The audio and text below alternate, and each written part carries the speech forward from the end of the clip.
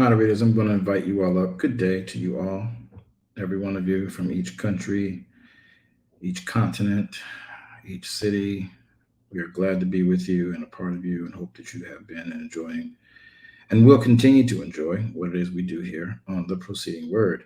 Always some dynamic topics. Minister Jackie, come on up here. All right. You're my very first moderator ever. And Minister Jackie, I like when you're on first so I can hit you as a moderator first because you are the mod of all mods. And we appreciate you. She's like, I didn't mean to hear. Why does he always give me props like that? Because we like you. All the way from boring London. We love you. Shalom to everyone. We're glad to have you all. This is going to be a good one today. I want y'all to catch this. How many of us understand fellowship? Do we? Do we really understand fellowship? Do we understand fellowship? What do you not understand about fellowship? Let's look at what Yahweh our Elohim speaks about when it comes to proper fellowship with his people.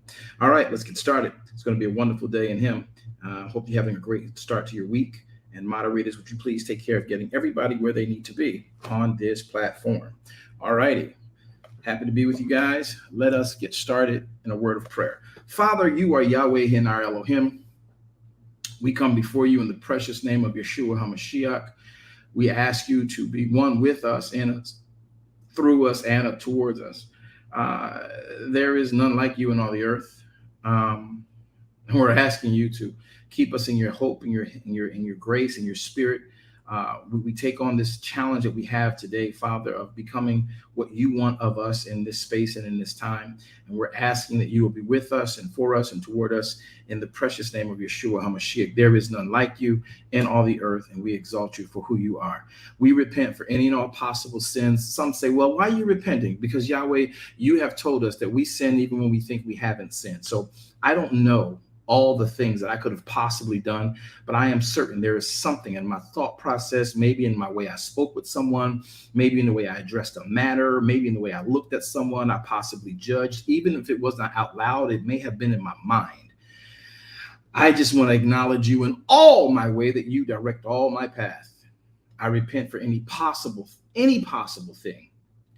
You shine your light of your word. Let your word judge me, so that this way I don't try to judge anybody else. I am here to hear your words towards my life, your words towards our lives, and your words only. So we stand in light and in awe of you. In the mighty name of Yahshua HaMashiach, we do exalt you, we do praise you, and we do magnify you. In the precious name of Yeshua HaMashiach, we say and we pray. Amen. All right, everybody, welcome to the Proceeding Word. This is yours truly, the Apostle V.W. Jones Sr. We're right here with you, and we're asking you all to look in yourselves and look towards all things today that could make your way brighter and your day better. We have this 21-day challenge going on. It's called the Man in the Mirror Challenge. 21 days. There was a gentleman on our platform this coming Shabbat. His name is Doc, and so we took Doc's, his challenge seriously. He was moved while we were here on broadcast, and this dear brother Doc, he gave us his challenge, and he says, how about we ask ourselves each day, who will I emulate today? Now we added to that, and with Doc and our participation, we have come up with a Man in the Mirror challenge. I may never see Mr. Doc again. I would hope to. But for those of you who are viewing with us, we have taken this challenge seriously, and we have begun it. It started yesterday. Here is your 21-day challenge. Some of you have it up on your Facebook screen. And those of you who are on Clubhouse, will put it up on Clubhouse as well. But the Man in the Mirror challenge. And what you're going to do is every morning you wake up, you're going to ask yourself, you're going to go in that mirror and you're going to ask yourself, what or who will I emulate today? Then you have to answer yourself, I'm going to emulate either his holy word, or I'm going to emulate the ways of the world. We're hoping that you guys will join us in this task. It's a real simple one, whether you're young or old, whether you're 8'8" or crazy, 80 or crazy. It doesn't matter who you are, where you come from, what it looks like. Doesn't matter what your skin tone is, your pigmentation, whether you are melanated or non-melanated, whether you are Caucasoid, Negroid, or Mongoloid. If you are First Baptist, Second Baptist, Third Baptist, Fourth Baptist, Ninth Baptist, Eighth Baptist, 13th Baptist,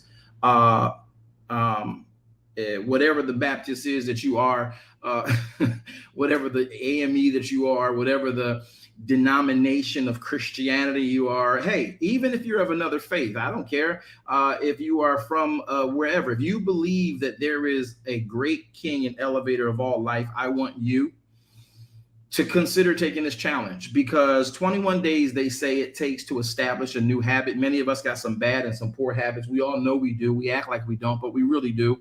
And so what we need to make sure we understand is that Yahweh knows we got those habits as well. So everything that you do, everything that I do reflects the king. So what are we going to do today? Who are we going to emulate? What are we going to emulate? We're going to emulate the king, or we're going to emulate the world? We're going to emulate the king's word, or are we going to emulate the world? And this is what we're trying to make sure everybody gets and grasps. So take this challenge. It's 21 days. We'll come back and talk more about it later on after our broadcast of today's proceeding word. Many of you are here with us. We're glad to have you, wanting to learn everything about Elohim today and how we practically live in this thing called the kingdom of Elohim while we call ourselves Christians.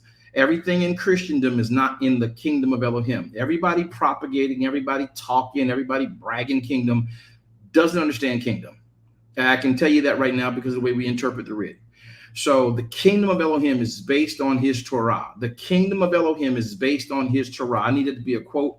I need about 5 people to type that into Facebook. If you're on Facebook, y'all know better. I got more eyes than I got hearts and like signs. If you came in on Facebook, please hit the heart sign, hit the like sign. I got it rolling across the screen, and make it your business to make a comment. Hey, Brother Grice, miss you, man. I miss talking to you, bro. We need to get together and chat. Elder Page, can we get Brother Grice on platform, get him on the books? I need to sit and chat with him. I miss talking to him. And so let's get that done. So let's get going into our program today. First thing we're going to do is let our moderators. Hey, Bishop Brooks, good to have you with us. Hope some of your people are viewing in. This is going to be some fun today. And so let's get started. Moderators, tell us why we're here.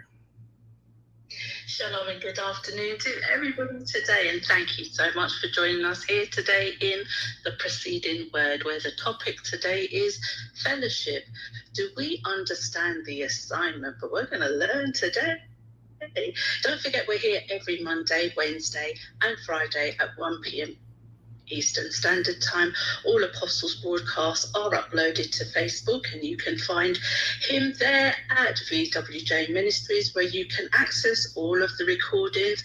And just to note, we also have visibility on Instagram. So particularly for the 21-day challenge, we do direct you over there so that you can pick up your meme and share that for the 21-day challenge. We are here every Wednesday at 7 p.m. Eastern Standard Time for our weekly Bible study, and also Thursday, where we broadcast live via Facebook and Clubhouse for our Bible Book Club, where we broadcast at 1 p.m. and 7 p.m. Eastern Standard Time, where we're continuing to take a very slow and informative and exhaustive read through the book of Genesis, and we are around Genesis 14, so you want to hop on and come and join those studies with us. We honor Sabbath, so you will find us here every Friday evening at 11 p.m. Eastern Standard Time, where we go from Genesis right down to Deuteronomy, and we also look at the reasons and how to Sabbath, and we'll pick up those studies again on Saturday at 11 a.m.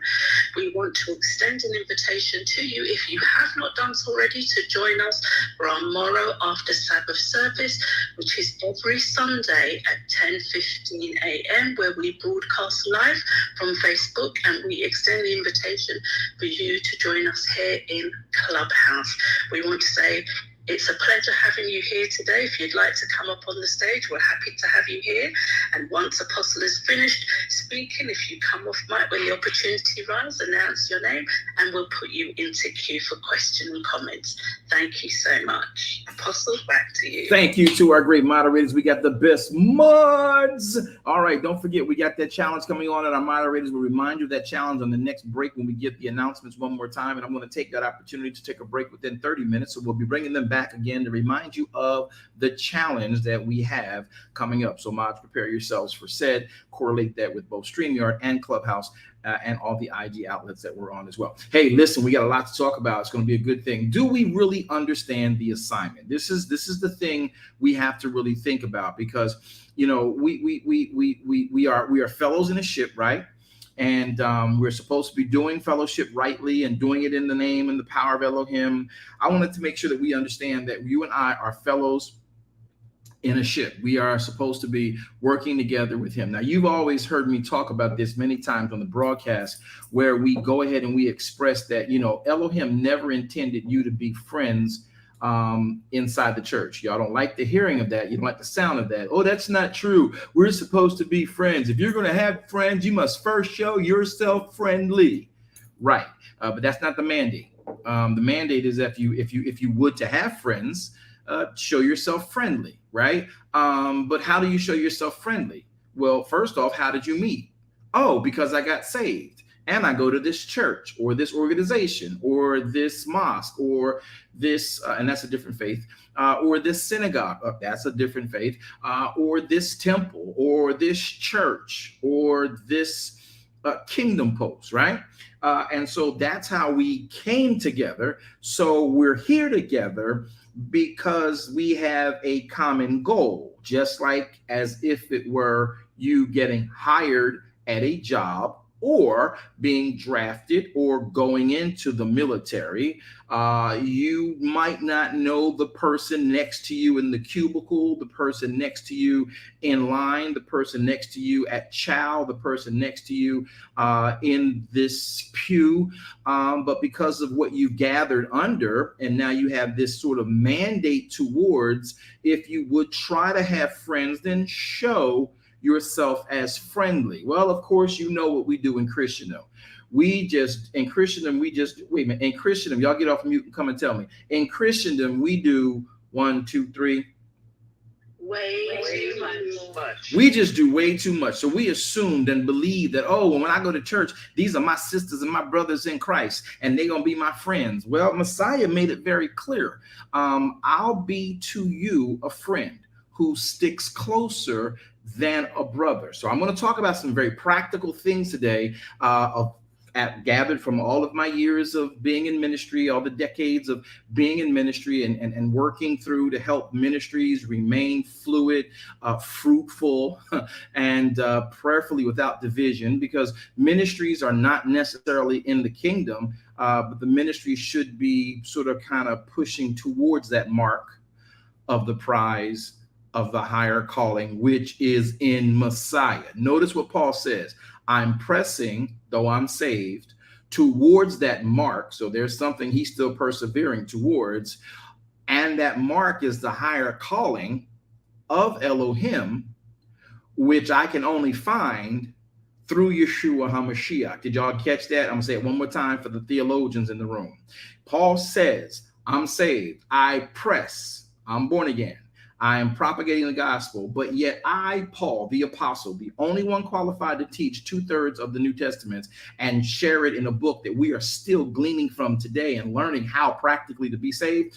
Paul says, I am pressing towards the mark of the prize of the high calling, that's kingdom, high calling, which is found only in Yeshua HaMashiach. Well, how many of y'all can tell me? Some people come off of mute and let me know what was found, Isaiah 9:6. What was found, KYC, I need y'all to help me. What was found, come on, those of you who have the key to Elohim, what was found in Yeshua HaMashiach? What was in him? Ready? 1, 2, 3. Somebody tell me what was in Yeshua HaMashiach.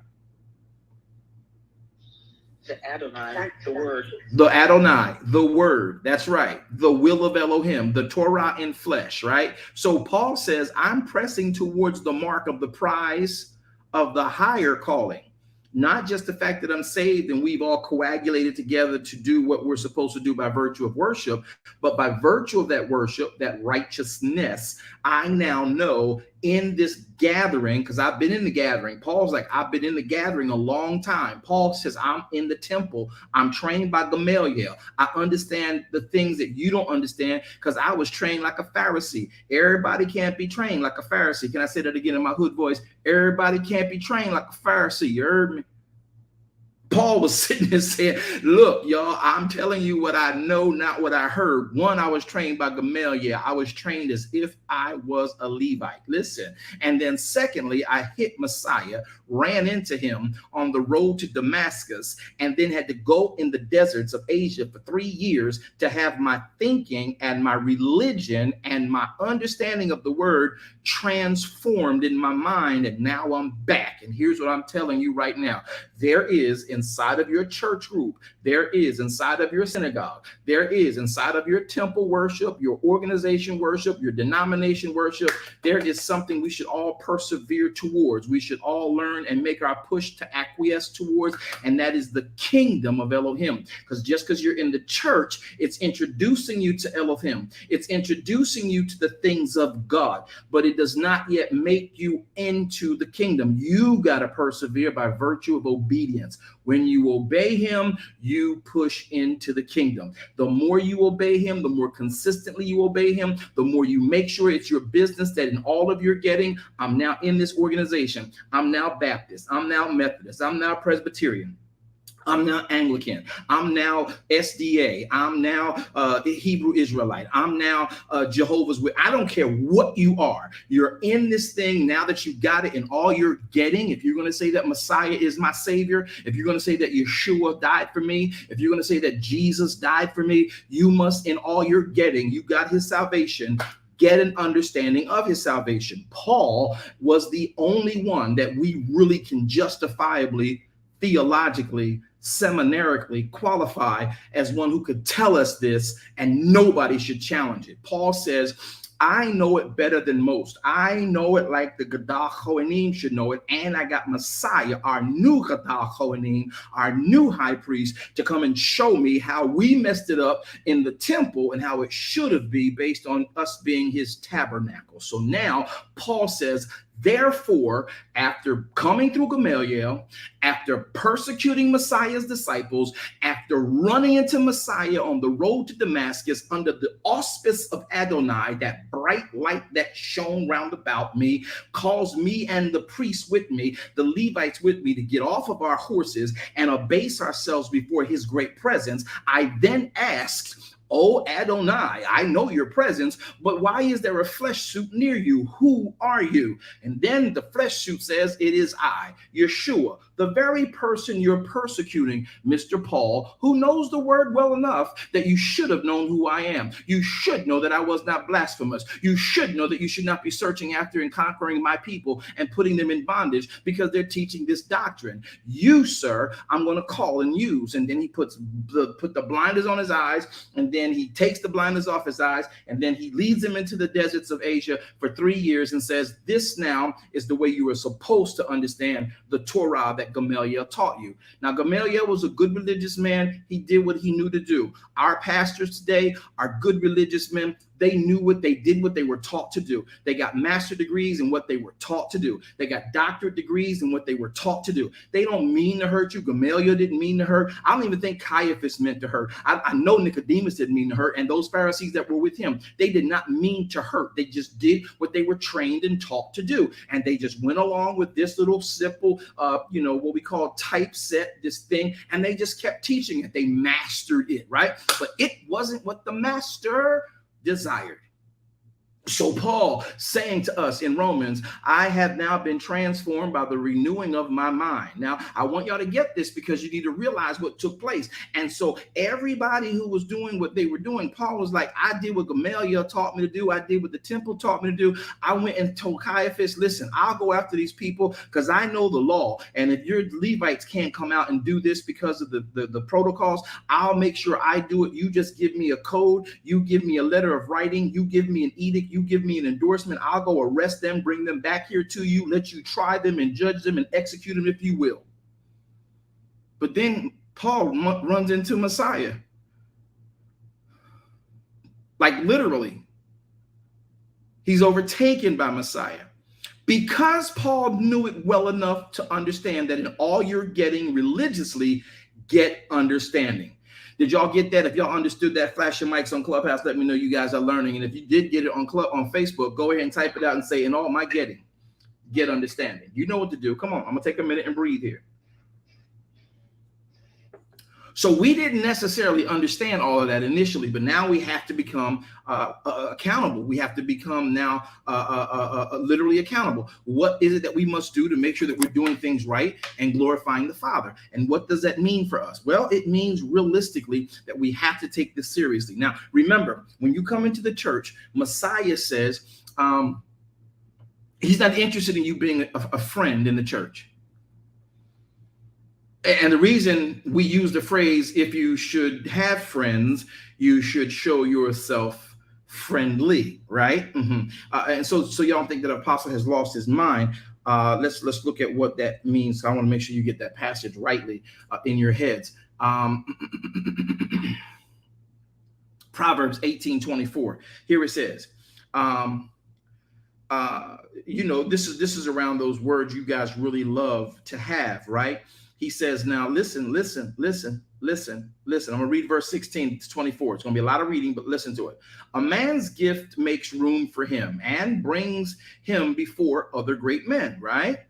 He that is first in his own cause will always seem to be just, but his neighbor comes and searches him out. So be careful if you always got to be the first one to respond, the first one to answer, the first one to tell what's on your mind, the first one to think that you got it all together. Because your neighbor, he's going to be the quiet one. He's going to be like me. He's going to sit back and not search you out to judge you, but it's like, okay, you putting that forward. It's got to make sense. I need about 5 people to come off mic and say, make it make sense, preacher man. You got to make it make sense. See, that's why he says, and that's why Solomon says, a man's gift makes room, but he that is first in his own cause, he seems just. Remember when I told y'all that in the land of the blind, the one-eyed man is king, because the one-eyed man is clearly going to get to the finish line first, right? So he who comes first is just in his own cause, right? And when he comes in his own cause, right, he comes in his own belief that we should be Baptist, we should be a new method of baptism, we should be Methodist, we should be Church of God, or we should be Church of God in Christ, our own method. We should be First Baptist, we should be AME, CME, UME, EPMD. I'm sorry, that's a rap group. All that stuff. Yeah, I'm sorry, I be flashing. So listen, all this stuff, when you're just in your own cause, you seem righteous. But when you practice in all you're getting, get understanding. When you practice what Paul says, that we should study to show ourselves approved unto Elohim, become workmen who need not be ashamed, but who can rightly divide the word of truth. So when someone comes with their commentary about the word, when you go back and search the word about their commentary, if you don't search the word about their commentary will seem just, because it just sounds right. Commentary seems just because it just sounds right. Now I'll make that a quote, because commentary seems just because it just sounds right. Why? Because that's all you've used, just the commentary. But when you line it up with the writ, you will find out that, it seems right, but it's not. You got to search that thing out. Y'all make sense? Does that make sense? Am I talking too fast? Because it's Monday. It's the beginning of a new week. So listen closely. We're talking about fellowship. Have we understand the assignment? So in Proverbs chapter number 18, where we are right now, we're going to be at verse number 17. He says, he who is first in his own cause seems just, but his neighbor comes and searches him out, not to expose him. It's just amongst our brotherhood. Solomon's talking about a brotherhood. Solomon's talking about Israel. There are no Jews when the book of Proverbs is written. There are no Jews, there are no Samaritans, there is no northern kingdom, there is no southern kingdom. Solomon is a unified Israel. So we're talking to Israel. He's talking to brotherhood. He didn't say nothing about friendship. He said brotherhood, right? Now watch this. He says in verse 16, he that is first in his own cause, his neighbor will come and search him out. The lot causes contention to cease, and parteth between the mighty. Now, what is the lot? The lot is a very interesting process. When you understand what the lot is anything that means something that is rough as a stone, something that's like a pebble. You know how you get a stone in your shoe, in your foot. It messes up the lot. A portion of the or the destiny it is considered a lot. The lot causes contentions to cease and parts between the mighty. When you know your calling, when you know your destiny, you will literally go your separate way from another entity who seems right and just in their own cause, and they are mighty in that cause. But when you know your destiny, when you know your lot in life, you will literally depart from the major elements you may have initially been connected to. Now that's deep. I hope y'all got that. So now he goes on to say in verse number 18, the lot causes contentions to cease and parts between the mighty. Verse 19 says, a brother offended, you've heard these before, is harder than to be won back. A brother offended, Solomon's talking to his brotherhood. He's not talking to friends. A brother offended is harder to be won than a strong city. And their contentions are like the bars of a castle, right? It's just a thing. You've been hurt, y'all. This is church hurt. This is what modern day church hurt deals with. This is the type of contention that expresses that the best. Verse number 20 says, a man's belly shall be filled and satisfied with the fruit of his mouth. This is why your challenge today is so important. The man's belly is satisfied with the fruit of his mouth. I want to be satisfied with the fruits of my mouth, and I want the fruits of my mouth to be based on the seeds of the word. So today, who will I emulate? The world or his word? Because I'm going to be satisfied. I'm going to be content. I'm going to be filled with that. And whether, because there's certain things you can eat, they taste good going down, but they make you sick. They give you diabetes. They give you gout. They give you, blood issues. They give you hypertension. You know what I'm talking about? Y'all know what I'm talking about? Because what you going to live on is going to be what comes out your mouth. The fruit of your mouth is what you are going to live on. You can't just spit stuff out and think that nobody else is going to get it, because you must first be partakers of the fruit. Now, we have not yet gotten to the fellowship part, but I want y'all to catch that. Say, I got to be partaker of my fruit before I give it to anybody else. That's a fact. So what Elohim wants us to understand here is he says, a man's belly shall be satisfied with the fruit of his own mouth, and with the increase of his lips shall he be filled.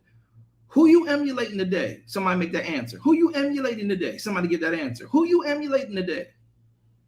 Yahweh's word.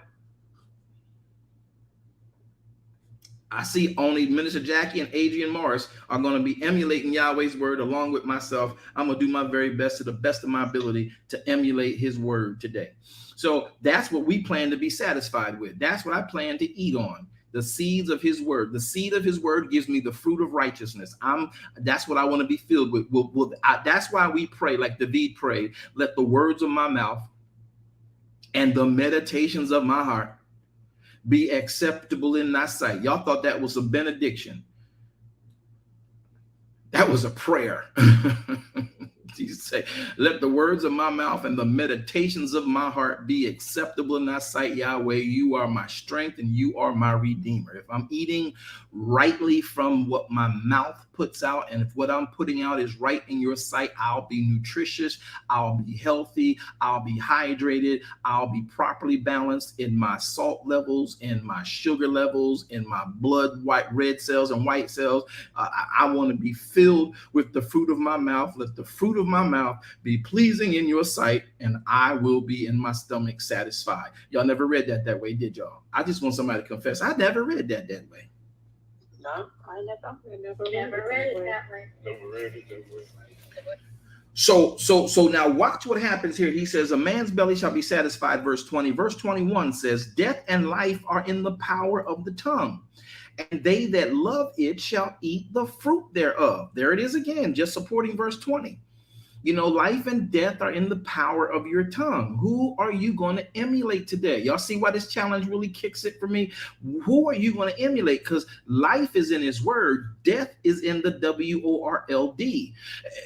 if you keep propagating and commemorating and regurgitating what the world says and the opinions of the world and the fear tactics of the world and the fear mongering of the world, you're going to be finding yourself less and less in the light, less and less lit. You know what I mean? Y'all want to get litty? Let's make it lit. Let's get it lit. Let's really be litty. I know it's an old phrase now, but it made sense just now. Y'all trying to be lit. Get the word in you. You'll stay lit. It won't be just so you can dance. It won't be because you done got high. You will stay lit. Get in his word. It is the light of life. Come on, let's get litty. You want to get litty? Yeah, let's consume the word. Let's get that in us. Let that come out of us. And this way, we will always have the power of life. Now, if you take on the world, then the power of death also has the ability to come through your mouth. Okay, so death and life are in the power of the tongue, and they that love it shall eat the fruit of it. Notice it says death or life. Whichever one you love most, whichever one you speak most, that's going to be what you love to eat. And that fruit you shall eat, right? Now, remember, it also enforces the fact that you're going to be filled and you're going to be satisfied with the increase of your lips and the fruits of your mouth. Death and life are in the power of your tongue. Verse 22 says, whosoever finds a wife finds a good thing and obtains favor of Yahweh. Woo-hoo. 23, the poor uses entreaties, but the rich answers roughly. Oops. The poor uses entreaties, but the rich answers roughly. Now, these are very, what we call, what's the type of paintings we have I'll come back to it in a minute. These things seem to be abstract. That's what I want to say. These are abstract statements because Paul is just dropping nuggets, dropping gems, dropping jewels, right? Now, here's the one I want y'all to get to. A man that has friends must show himself friendly, for there is a friend that sticks closer than a brother. And a man that finds friends must show himself friendly, and there is a friend that sticks closer than a brother. Now, Messiah is who he is to us, but does he show himself friendly to us all the time? Absolutely. Does he always be there for us whenever we go through whatever it may be, whether we are too proud, too arrogant, too conceited, too boisterous, to whatever? He is always going to be there to bring us into a place where he and we can flow together, and he becomes a friend to us. That's what he says. I'll be a friend to you. I'll be your friend. That's what he says. I'll be your friend. I'll be your friend. There is a friend that sticks closer than a brother. Now, what is a brother? A brother is one of your thinking, one of your culture, right? And though you think it's just blood and sibling-ish from a family, parenthood, and household, it's also from the organizations you associate yourself with. So let's get to this point of why we did that. Now, that whole backdrop about a friend having friends, or a person, a man, a human who desires to have friends must first show himself friendly. The reason that a man can even make himself and show himself friendly is because he's already a brother of something. Pay attention. Whether it's by blood, by faith, or by intellectual property, he's a brotherhood of something. Now, in the brotherhood, that's why I tell y'all families are really based on business. Y'all gonna get this in a minute, because the brotherhood and the sisterhood and the siblinghood are there to fulfill the will of the Father. And the will of the Father needs to already have a business in play, him and mom, the CEO and the CFO. They already need to have a plan in order so that when the children come in, they are fulfilling the will of the Father, fulfilling the will of the parenthood, getting it done and carrying it on in their demise, in their retirement, and keeping it voluminous and keeping it with a perpetuity of flow. That's the whole purpose. So a brotherhood is a brother is a brotherhood. Now, in that brotherhood, you work close enough, because some of you got brothers and sisters that you're not friends with, don't you?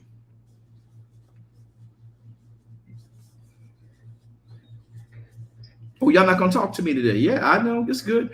Some of you have your own personal brothers and sisters you're not friends with. Yes. Yes, sir. I want y'all to let that sink in. Yes, sir. I really want y'all to let that sink in. I need y'all to let that sink in. Some of you have brothers and sisters. The only reason you deal with them is because your culture, Christendom, in some of you from your neighborhood, some of you from your culture tell you that's your family. You just it's family over everything. Interesting. Some of y'all got brothers and sisters, y'all not friendly at all. The only reason y'all get down is because y'all from the same parents. Because we've missed the idea that every human born in this earth, whether they are of your bloodline or not, is not your friend. So why did I bring us to that basic rudimentary foundation? Because many of us go to church, we get saved, we become a brotherhood, and we automatically think we're supposed to be friendly. So back to why Proverbs 18 and 24 is so important. If you're going to be in a brotherhood and you prefer to have people you can deem friends, then you should present yourself as friendly. But how many of you have presented yourself as friendly and they just used your friendship and took your weakness, took your meekness for weakness, took your kindness selfishly? There was no proper concession. You made yourself friendly, but they proved to you time and time again they're just there for whatever they're there for, and it didn't pan out that way. So what am I trying to get us to understand? You hear me teach about this all the time. Because of all the years I've been in ministry and all the churches that I oversee today, I advocate this earnestly. You guys need to be brothers. Brethren. My Jamaicans, can I get a Jamaican say? I need a Jamaican to say it like I needed to be said, or somebody who speaks patois. Brethren. Who can say who can say that for me? Right. Who say it? Who is it? Who said it? Brethren. Brethren. We need the brethren before the friend. Do y'all get that? And when you're brethren, you're pushing the will of the Father forward. You don't get it. Okay, let me make sure we're clear on this. You are in the house with mom and dad, right? And you got 5 siblings, right? Don't matter what the denomination, women, girls, the boys, whatever, brothers and sisters, whatever, but your brethren. And when mom and dad are gone, they leave you a set of chores. Now, I want y'all to think about this before you think I've completely lost my rocker and just trying to be deep. Well, when you get the chore list from mom and dad, now everybody's in middle school, high school, they ain't no little babies, right? We're in middle school, high school, and everybody has the ability to come home and you can have that latchkey relationship. Latchkey means that if mom and dad are working, someone's old enough to come in and oversee until they get back, right? But in that oversight, mom and dad leave chores, whether on a list on the refrigerator or whether on a list on the bathroom mirror when you brush your teeth. Everybody knows their chore, right? Jimmy take out the trash, Sally wash the dishes, Clarice wash the clothes, everybody fold, right? But everybody sweep the daggone floor, make your beds, right? All those chores. Are they the will of the children or are they the will of the household parenthood, i.e. the father?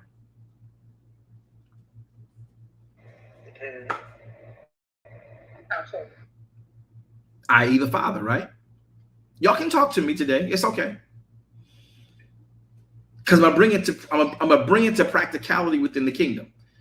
So once we understand that, then you realize that there are certain brothers and sisters that are just lazy, like friggin' lazy, like, duh.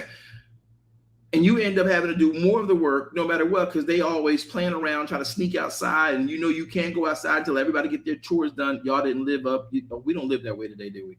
But those of you who might be old enough to remember, you couldn't go outside till the chores were done. Anybody? Okay, I got a couple people flashing their microphones. I don't know if y'all remember that. Yeah. So you couldn't go outside till the chores were done, right? And in this, the whole group has to work together. But you know, some might be just lazy. You don't know where they get it from. You come from the same mom and dad, you know, but you know, one just lazy than the other. You know what? You get on my nerve. I'm gonna finish this. I'm gonna do this. I can tell mom, but I want to go outside because I got to get outside. I got some friends that are gonna meet me over there, down at the light on the end of the corner.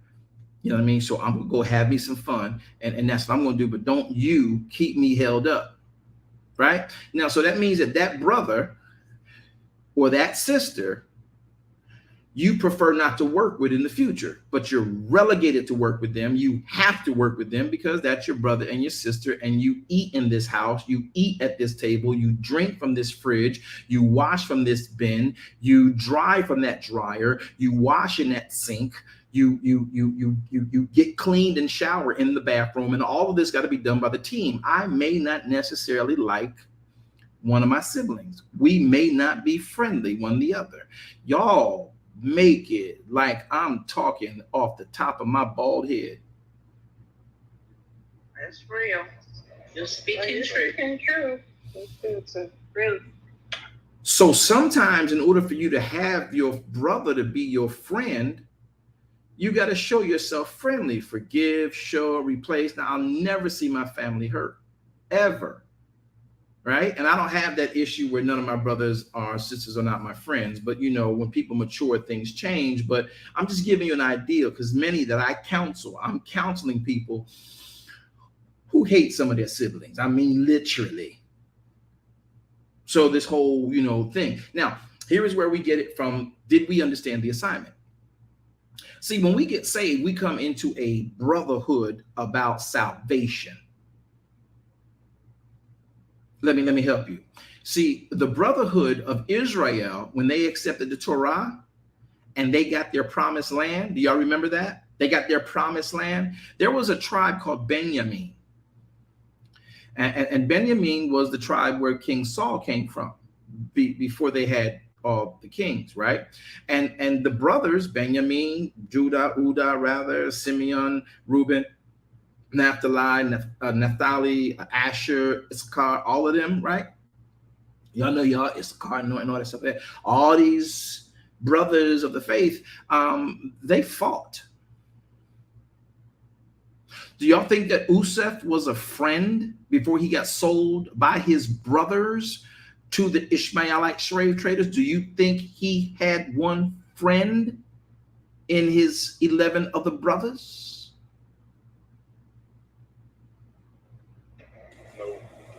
Y'all not gonna talk to me today. I know it. I know it's gonna snatch your wig back. I'm gonna say it again. Not at all. Do you think that Useph had a friend amongst his brothers who faked and staged his death? No, not at all. I think he had, this is let's see. I think he had one who was more scared of the father than the rest of them, but I don't think he had a friend among them. So the point is, do you see that does anybody see that Useph had a friend amongst his brothers?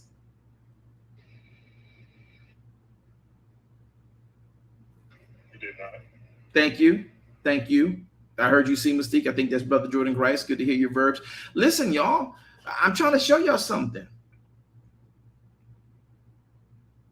So when we come into this brotherhood of the faith, of the church, of the denomination, when we come into this brotherhood of the faith, of the denomination, of the organization, our job is not to be friends. Our job is to be brothers. Our job is to get the will of Dad done, because Useph was all about getting the will of Dad done. That's why Dad could send him to manage. Because Dad's will got to be done. That's how we all eat. And you playing around because you don't have the weight of the anointing that's on Dad. I'm catching what dad's putting down. Y'all heard what dad put down, but you still want to do it your way. And we could actually get jammed up if we don't do it the exact way dad said to do it. People don't like that, blood or not. Usef did not have a friend amongst his brothers.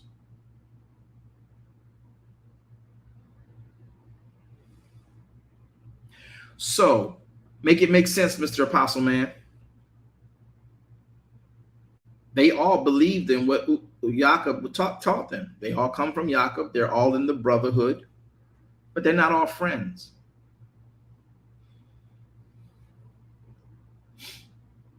Because all the brothers come from different places. They got 4 different women that those sons came from. All of them got different adornments and different temperaments. So they're a bunch of fellows trying to help dad get the ship called Israel to the other side of prosperity. That's good, Apostle.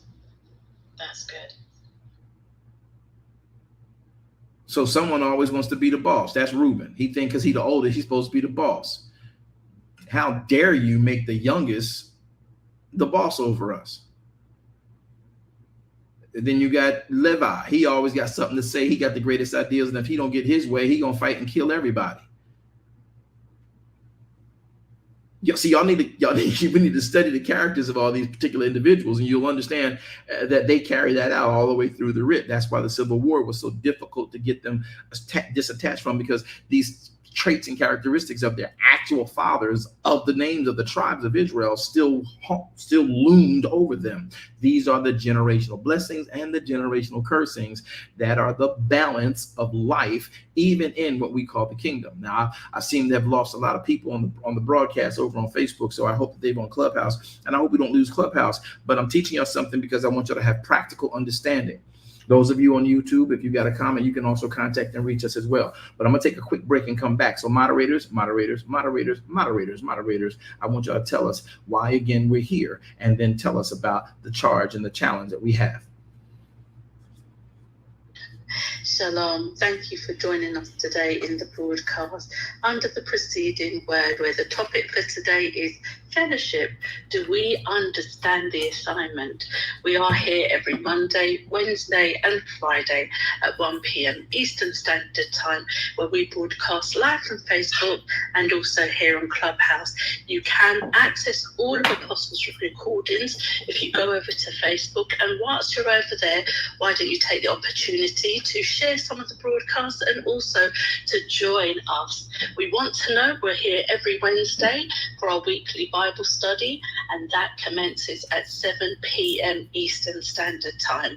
And you'll find us again here on Thursday, where we broadcast only on Facebook at 1 p.m. Eastern Standard Time for our Bible Book Club, and then at 7 p.m. for our continuation of our Bible Book Club, where we are in the book of Genesis, and we are taking a very slow and informative read through that book. So do come and join us. We honor the Sabbath, so we are here every Friday, where we open up our studies at 11 p.m. Eastern Standard Time, where we go from Genesis right down to Deuteronomy, and we look at the themes around how to Sabbath. And then we pick up those studies again at Saturday morning at 11 a.m. We open up for our church weekly study, which is our morrow after Sabbath service, which commences every Sunday at 10:15 a.m., where we broadcast live from Facebook, and we open up the invitation for you to join us here in Clubhouse. We have visibility on Instagram, where we are broadcasting and making sure that you are part of the 21-day challenge, where we are in the theme of man in the mirror. Who will I emanate today? So you ask yourself that question. Will it be Yahweh's word or the world. Why don't you join us over at Instagram? Remember, you can find us there at VWJ Ministries, where you can share this meme, because you will see one for the next 21 days, and also share that so somebody else can participate in those times to reflect. Thank you so much for being here with us. You will get an opportunity, if you should choose to ask questions or comment.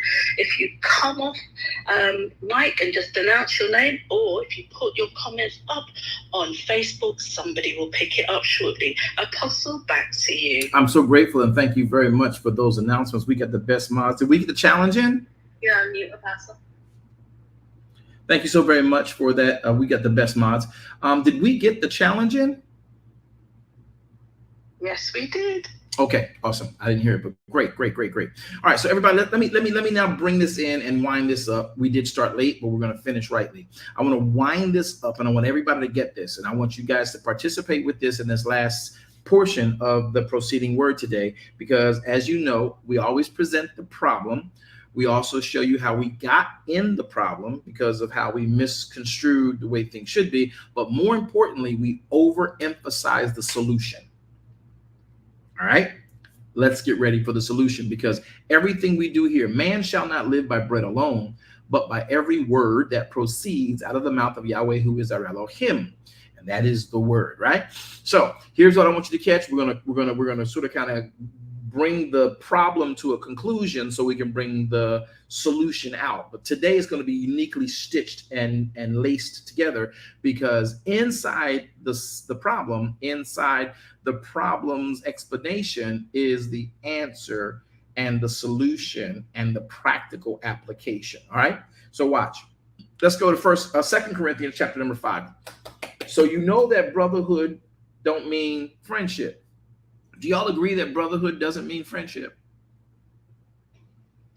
Yes, sir.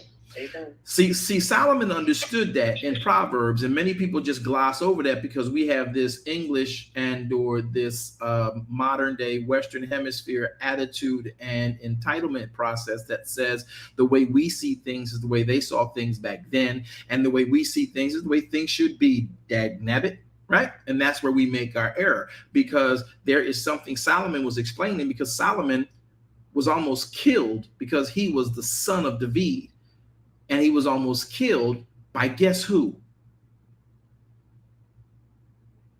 Anybody know who Solomon was almost killed by? His brother. Minister Jackie, go ahead. David. No. King Saul. No. Solomon. David was his dad. King Saul was already dead. See Mystique, go. He was almost killed by one of his brothers. 2 of his brothers, right? His brothers, because he would be the king. See, there are things that determine whether or not you can be friends with your offsprings.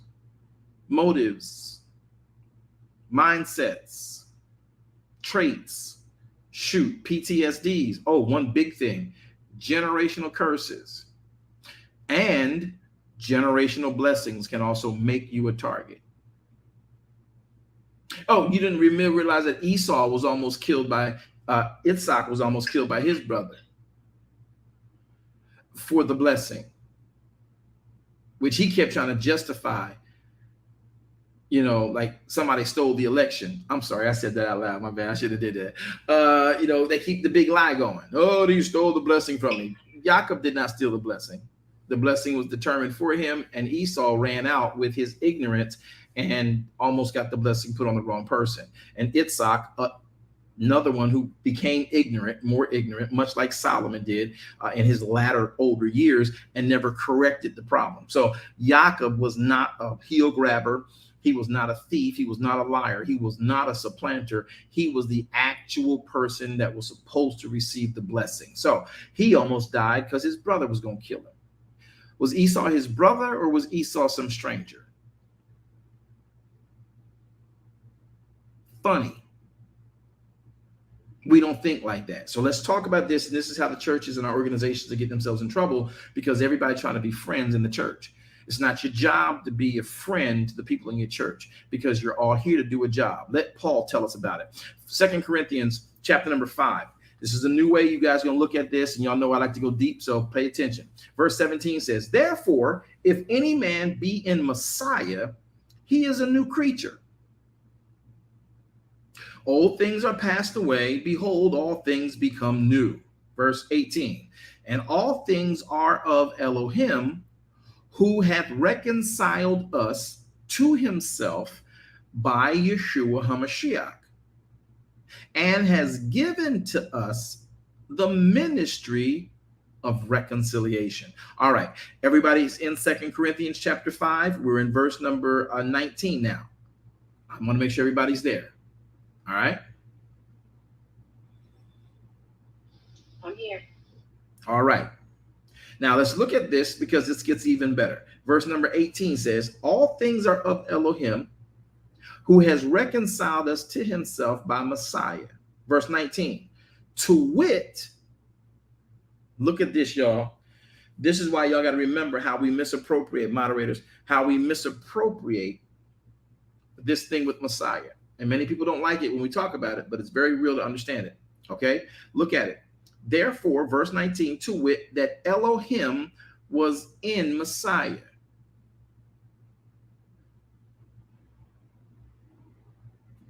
That's going to click in a couple people in just about 5, 4, 3, 2, 1.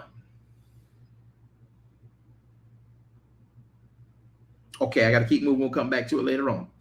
To wit, that Elohim was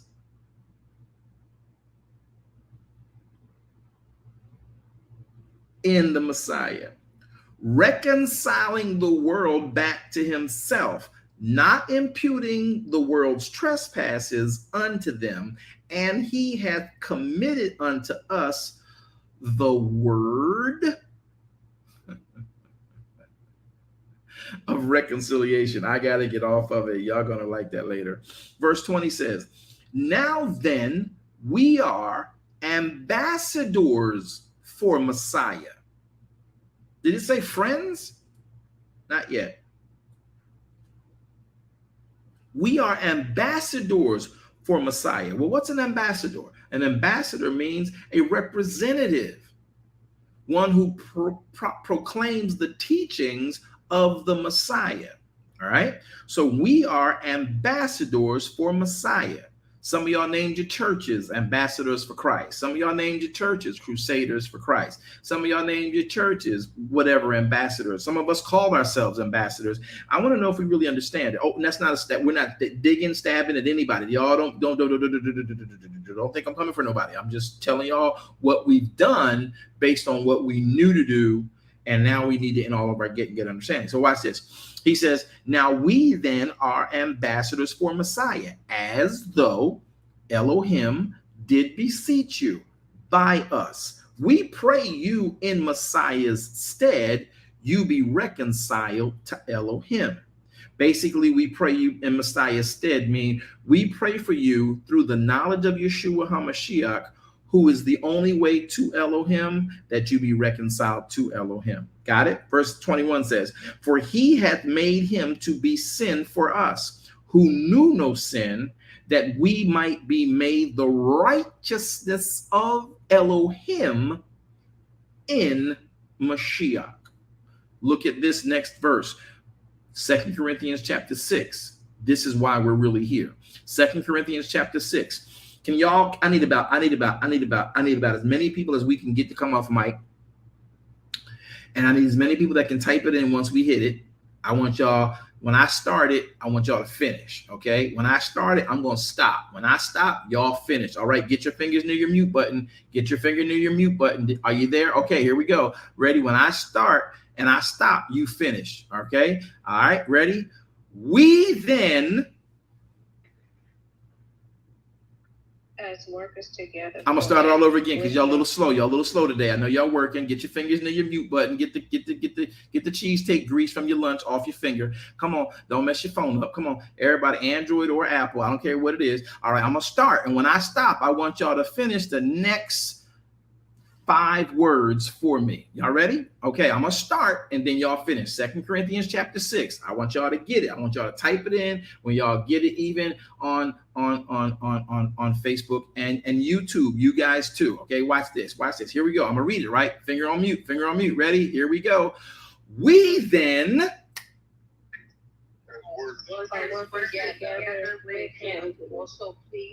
okay. So the next 5 words are as workers to get, as workers to get. Wait a minute. As workers to get. Wait a minute.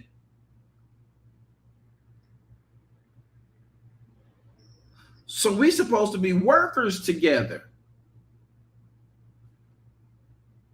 It doesn't mandate being a friend because who you're working for is your friend. Who sticks closer than your brother?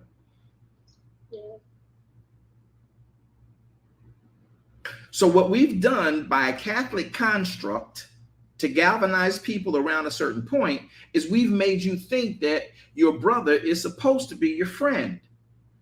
No, you might not ever vibe with that individual, but you still love them.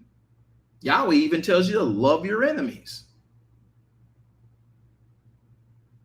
This is undoing some stuff we've been taught, but beyond you not liking my presentation and my smile that I like when I get these reveals and they share out, and you might not like my smile. You might think it's goofy, crazy, arrogant. He get on my nerve with arrogant self. I know, I get it, and I hope that I don't offend you. I'll try not to smile, but every time a revelation comes, every time a truth is hit, I have to smile. It brightens my day.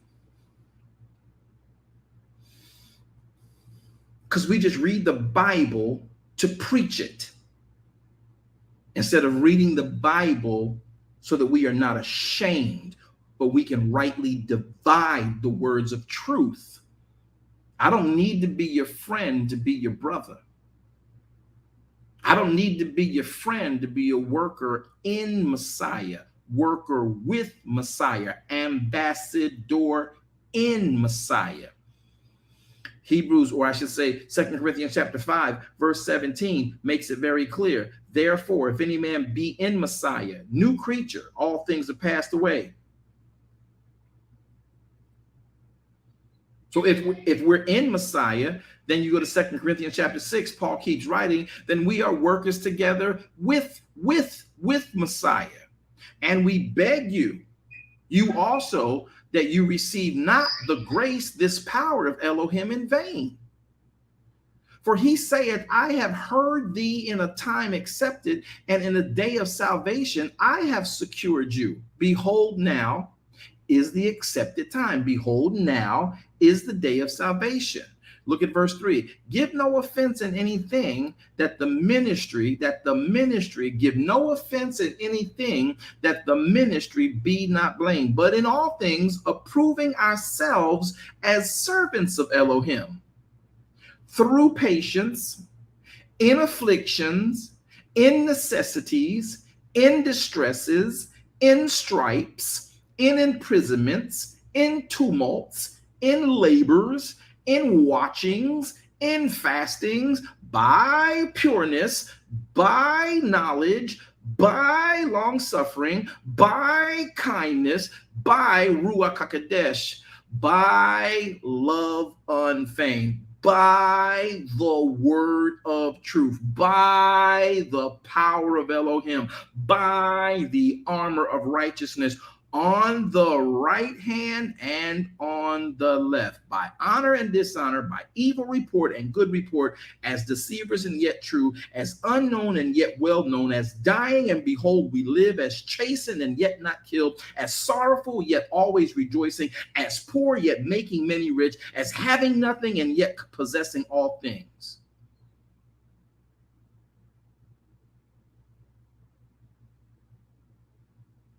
Who do you think Go back to verse 4 with me. Go back to verse 3 with me. Giving no offense in anything, workers together, so that the work for Elohim cannot be blamed. Listen, brothers and sisters, oh boy, we just lost everybody on Facebook. They just completely died off. Wow. Okay, watch this. Woo. Listen, Yahweh, you got to help me. Listen, he says, giving no offense in anything, that the ministry is not blamed, but in all things approving ourselves as workers, as ministers. Let me see what the word minister here means in the Greek. Dikaneos. It is the word that says as one who runs an errand for the ministry, one who is an attendant for the ministry, one who is a waiter for the ministry, who at the table or in other menial duties is actually dutiful, as a leader, as a teacher, as a servant. So verse 3 says, giving no offense in anything, that the ministry, that the service of Elohim's kingdom be not blamed, because you're going to have to constantly show people looking from without how you guys operate from within. But in all things, you, servants of the kingdom, have to endure. You have to approve yourselves as these ministers, and you're going to need a whole lot of patience. You're going to need patience, which is a virtue, in your afflictions. Well, who's going to afflict you? Usually it's someone within. Usually when comparisonitis kicks in, somebody's trying to jockey for position. Usually when you're dealing with being afflicted, it's not the enemy who afflicts you, because when your enemy is there, you're ready to dress. You already got your veneer on. You got your protections up. The way you get afflicted is by those who are in camp with you. David says, if it had been my enemy, I could have dealt with it, but it was you, my brother, who I sat at meat with during lunch break, shared my testimony with you, and shared my intimate thought of how I messed up, and then you used that to use it against me. If it was my enemy, I would have known and been prepared for it. But this was you, my brother. We're working to promote the kingdom. I didn't expect you to go low. Now listen, I'm telling y'all right now, when I throw on scuba gear and I send you an emoji where I got on some scuba gear, that means that, you know, when you go low, I'm going to go lower. You heard me? Because I'm not Michelle Obama. I just heard that the other day. I thought it was really cute to add. That was really funny to me. If I send you a scuba gear emoji, that means that when you went low, I'm going to go lower. Okay. So anyway, y'all, that might hit y'all later on. So here's the catch. Who's the one that's going to afflict you? Who's the one that's going to distress you? Who's the one that's going to put stripes on you? Your enemy can't put stripes on you unless you are literally unprotected. I am never going to be unprotected around my enemy. So where is my back? The part that's not as protected. Oh, inside where it's supposed to be safe, because my enemy can't strike me. I got my shield up, my sword, everything. That's what's coming at me. But you behind me. So the distresses and the stripes, who's going to put me in prison? Only the people who know me well enough to be a witness against what I may have done, because I shared what I did, thought we was in a safe place, didn't know you actually wanted to get me in jail so you could jockey for the position you thought I held. This is your church. You're not in church to be friends. You're in church to be workers together for the kingdom of Elohim. Your brother is one who is supposed to have the same like mind, but you may not have a friend in your brother.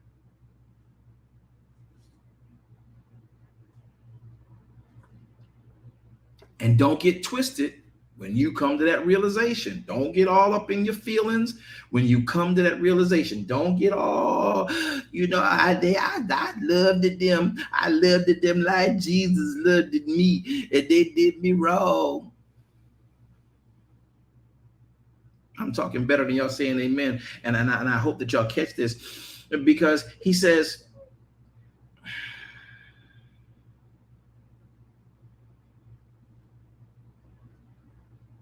Let me finish reading this down. Y'all mind if I go one more time through 2 Corinthians chapter 6? I need your permission to do it. Yes. Yes, sir. Are y'all learning anything? Is this helping you understand? I'm not bringing division. I'm showing you where division can actually be cut off if we are conscious enough to know I can't get caught up in you. The only thing when me and you come together, watch this, I should be caught up in, listen, here's revelation, is the will of the Father. Listen, the only thing I want to know about you is Messiah and him crucified.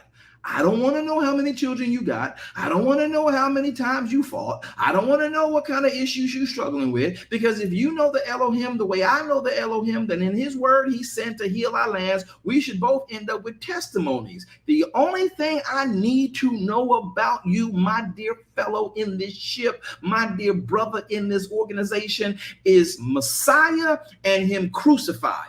Do you know him like I know him? I don't need to know what you've been through. I don't need to know what you're struggling with unless I'm struggling with it. And this is our problem. Some of y'all got this idea that you're supposed to, Ruach is interjecting. Some of y'all got this idea that you can literally take your testimony and make it a ministry platform. Okay, now. You better understand, everybody can't handle your testimony. And the people asking you to come and share your testimony are just flat out nosy. Because the only time you're really supposed to use your testimony is when someone you may be concerned about is going through what you went through. We overcome by the blood of the Lamb and the word of our testimony. So I don't give you my testimony until I see you in the same slime pit I almost died in. I don't get up on the platform and brag about my testimony. I don't get up on the platform and write a book about my testimony. Oh, but Apostle, that's just another way of evangelizing. Wait a minute, Apostle man, Mr. Apostle man, I got to disagree because I've made a whole world. No, that's what Christendom has done. The kingdom we share when it's necessary. Only when it's necessary. Some people get your testimony, hear about what you did, and they will literally try to disqualify you within the arena you thought you should be moving up in, your preaching agenda. Your testimony can kill you. You don't preach your testimony. Watch this. You serve it to someone who needs it. Oh my God. Hallelujah. Are y'all learning? Hallelujah. Thank you, Lord. So my brother may not like me. My brother may not be my friend. That's an expectation we put on humanity. Every man born through a woman come through that pelvic and comes through the loins of a man is another human being with his own plan unique to what Yahweh wants. And you may just be a part of the ecosystem. It does not mean you got to be stitched in your hair together. You ain't got to be Siamese twins. You may not be friends, but you got one job to do, and that's to propagate the will of the Father. And however we get that done, let's get it done. I ain't got to go out and have drinks with you after. Yes. I ain't got to go and have these annex. The church, the Catholic Church gets us with this guilt trip, and the Protestant Christendom that we are now in, Methodist, all of these different versions: Church of God in Christ, Church of God, Church of Faith, all these different. But let's get together and we on an annex and have a meal afterwards, and you're forcing people to sit together that really don't care for each other. But as long as it's for the hour and a half that we have in service, we Gucci, we good. We got this to do. Let's get this to the other side, and then you make people sit together. Now you got somebody judging somebody. Look what they got on. Look, child, they chew with their mouth open. You know, this is disgusting. We need to figure it out. And you cause the organization causes the friction they don't even realize, and then get upset and say, we just try to bring people together to be friends. That ain't your job. Get the gospel out.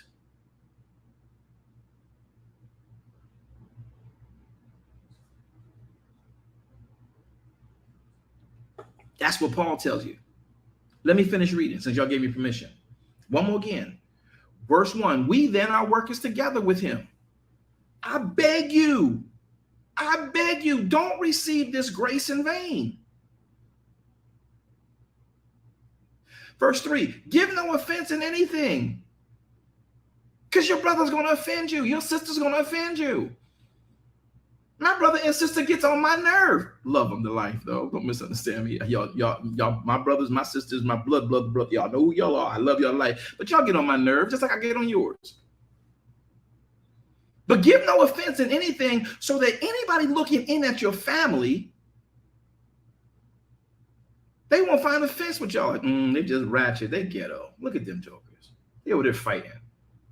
Now, granted, you know how it is, and I come from the project. So if I remember my sisters and me and my brothers, we had a beef with some guy. Now, me and my brother was fighting. Matter of fact, let me use this better one. My sister, this is a testimony. See, it's not a brag. This is to help the point, right? So my sisters was arguing with each other, and they was fighting in the house and fussing in the house. Y'all know how girls do, because somebody wore the wrong shirt, something like that. And they're a year apart, right? They're 2 years apart. So they in that stage where they're wearing each other's clothes, and one cleans better, one doesn't clean better. One, I wanted my shirt, you had it, I couldn't wear it, right? Whatever that. So they was fussing over that all loud. But some chick walked up to the door, banged on the door after school, talking about you was with my man, and and though them two of them was hot and heavy upstairs, fussing and fighting with each other, and I really had to go upstairs and break their butts up, right? They was into throwing, because my sisters can fight. So anyway, we were from the hood. We was from what they call Kill Street. Listen, so you had to learn how to fight on Kill Street, right? It's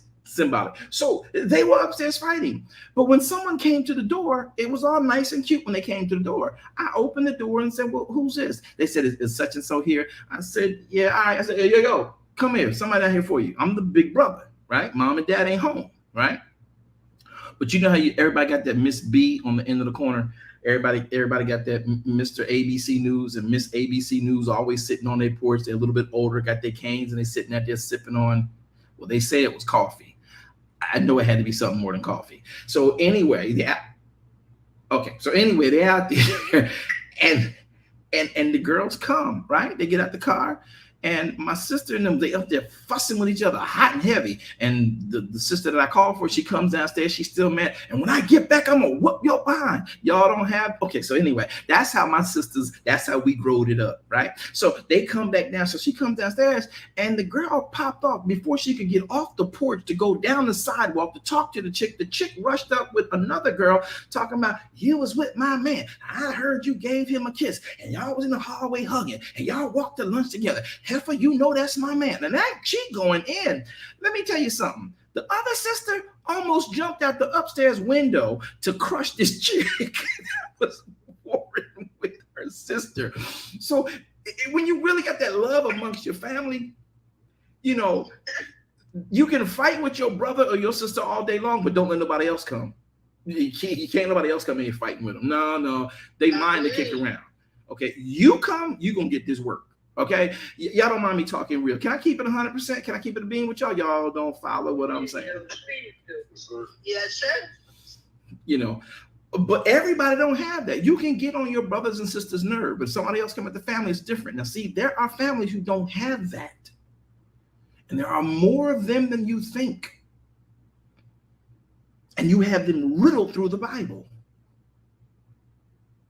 Brethren,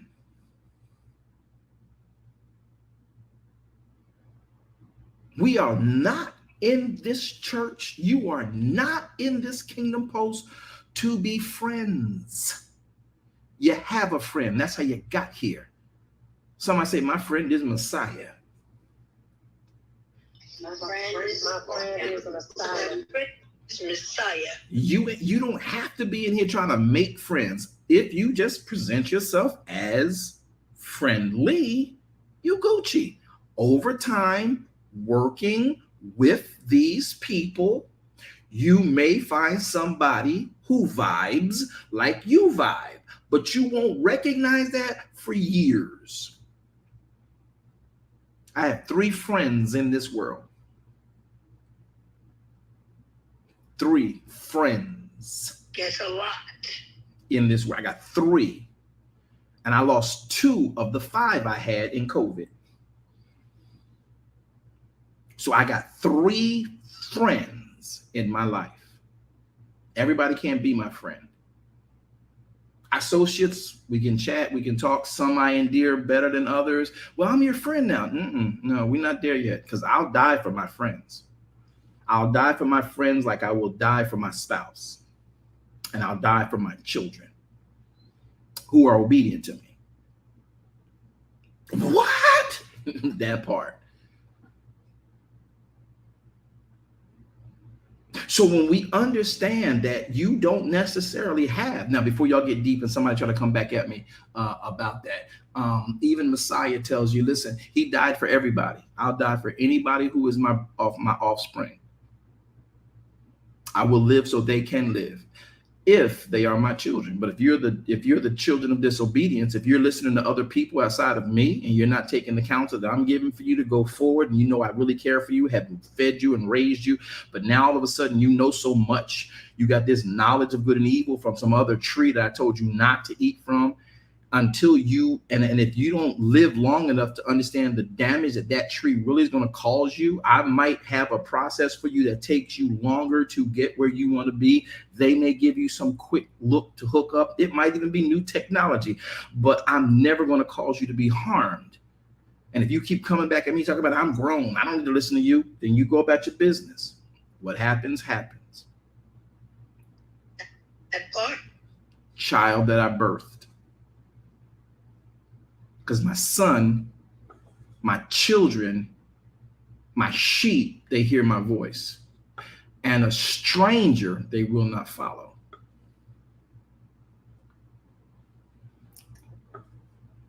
Y'all not going to talk to me today. Y'all just like, oh, I don't want to listen to him no more. He let his children just go. No, I will give my children any part of me because I'm their blood. They need whatever, I'm going to give it to them. I've lived my life. I really have lived my life. The only thing I want to see in my life before I go is my children to say, my dad loved me. My dad taught me. That's, you know what? That's all I live for. Today, there's nothing more that I live for. 2 things. Hear him say, well done. No matter how late in the game I start, I just want to hear Yahweh say to me, well done, my good and faithful servant. Yes, sir. Yes. So I need you to understand this, that our job is to have fellowship, not friendship, in your organizations that are already pretty much divided, called denominations. Once we start doing fellowship and not trying to make friendship, I think the Baptists can flow with the Methodists, because something the Methodists do and something the Baptists do can really benefit the group. And if we're going to call ourselves believers in he who hung on the cross, when we get past our friendship, expectation, disappointments, we might be able to push forward and become ministers of his kingdom, ambassadors for Messiah, not trying to make groups and cliques for ourselves. And when people try to push friendships off on you, usually somebody's trying to be the head of that organization.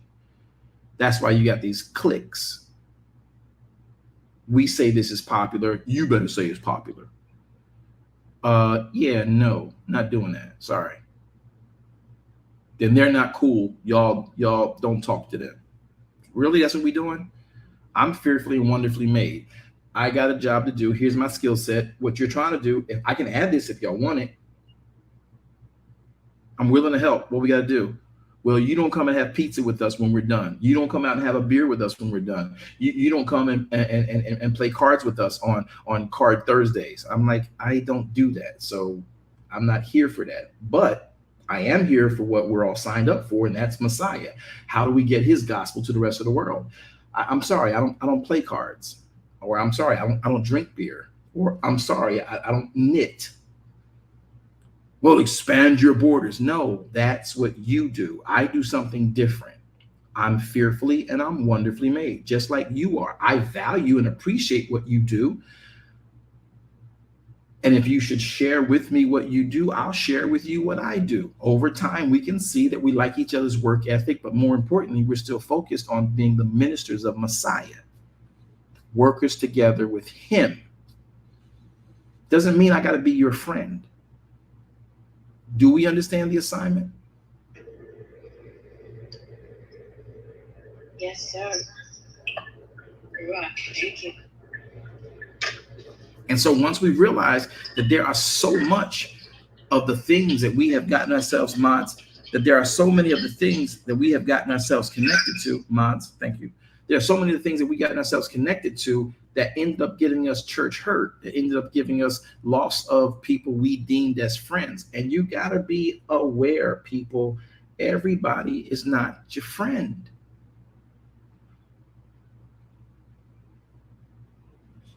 Your brother is one who has this like mind in them, which is also in you, which comes from whatever your element is. Well, Elohim is our element.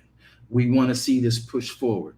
We got different ways of doing it. The dynamics and the diversities are what make it all go around. But I don't have to be your friend in that process. And see, some of us don't even like the person across the pew from us because they probably just like us, but we see them getting away with what we would prefer to do better than we get away with it. And then we don't like them because they get away with what we can't. And then we don't like them. And then we talk about them. And the truth is, the thing you don't like about them is you. Because Yahweh may check you quicker than he checks them. I'm really talking from some serious counseling. I don't need to be your friend. You don't need to be my friend. I'm not here to be your friend. I'm here to be a co-laborer with you. We are to be co-laborers. Let's get this job done. Let me ask you a question. How many of y'all go to a job? I want to talk to y'all. We got about, okay, we're almost done. All right. So how many of y'all go to work? Got your job. When you got your job, you work next to a group of people, whether you're on the assembly line or you're in the cubicle or you're on a field or you're out in the field in a truck, in a car, on a team, whether it's a sales team, an engineering team, a service team, whatever it may be. And certain people got education in certain arenas. We need that educational input. You need my educational input. But when we get together and we work on the input stuff, yeah, perfect. All right, we good with that. That doesn't make us friends. That makes us co-workers, efficient, proficient, and effective, producing prosperity. I can go home to me and my family. You can go home to you and your family, and we may only meet at the company holiday picnic.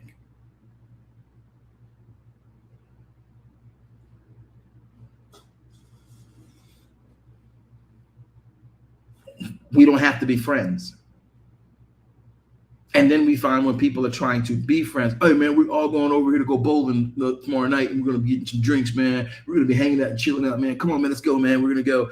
All right, I'll come. And then you get there and they're like, man, he just sits here like a fly on the wall. Well, I don't know how to bowl. And none of y'all offered me how to bowl, but I did come to try and be cordial. I see that's not my thing, and I'm cool with that. Don't judge me. I'm going to go about my way. I'll see you tomorrow at work, because that's what we're here for. That's how we get paid. That's how we pay our mortgages. Oh, and that's how you pay for your bowling game. That's what matters.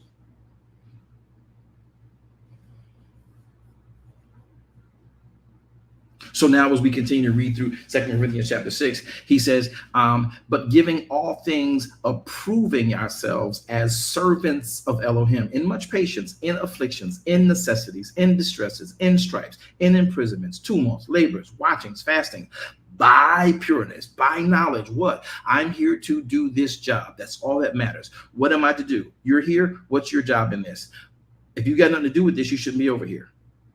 You ever had somebody come to your workstation and they add no value to your workstation other than interrupting you and bringing drama and bringing gossip to your cubicle about somebody you don't even hang out with? Am I talking to anybody? Y'all just leave me completely out here in the cold. You're at work and you're trying to get something done, and they keep coming to you. They're not adding any value to the assignment. We're on the clock to get done. We're in church. Our goal is to get the gospel out. You just want to chat and chop it up and make small talk. I don't do small things. And I don't just talk to talk. I may talk a lot, but you get a lot out of what I talk. Make that a quote. I think I might have to. Yeah, that was pretty good, actually.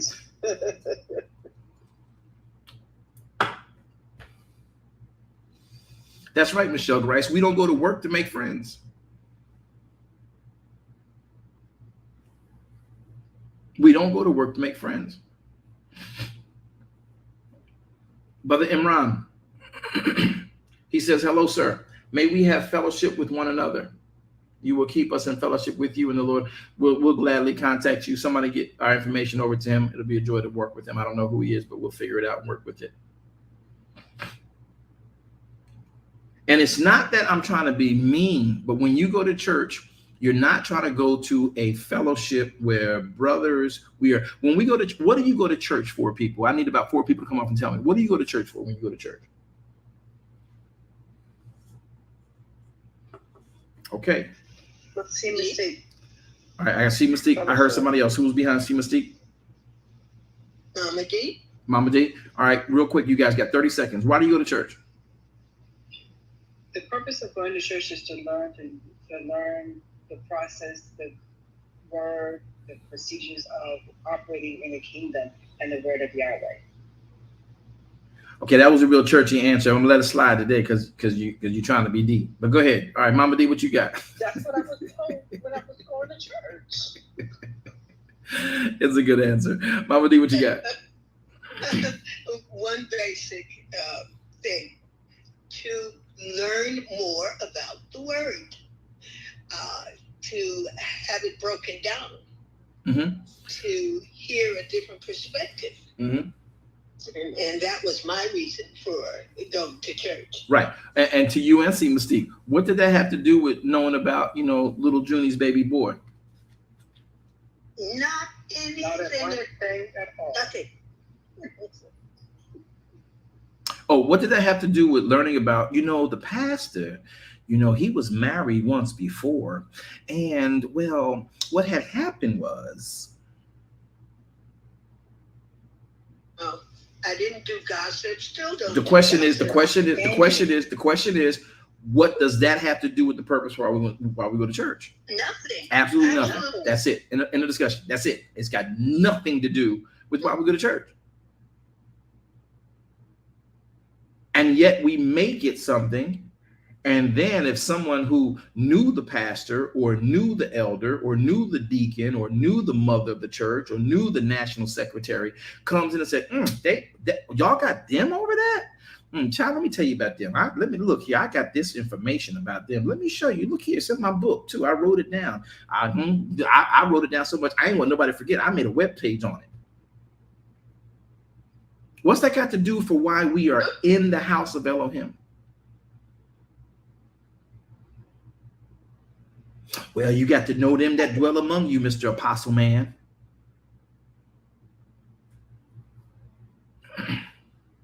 Okay.